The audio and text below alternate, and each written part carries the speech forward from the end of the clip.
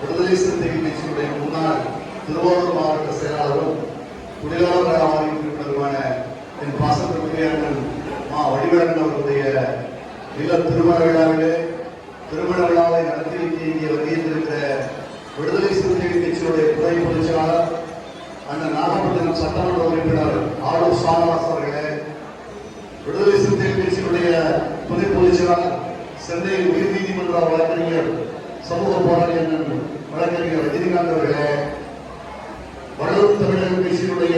நிறுவன தலைவர் என் அன்பிற்குரிய சகோதரர் டாக்டர் பாலை பட்டாபிராமன் அவர்களே, இந்த திருமணத்தை மிக சிறப்பாக இங்கே ஒருங்கிணைத்து நடத்தி கொண்டிருக்கிற திருவாரூர் மாவட்ட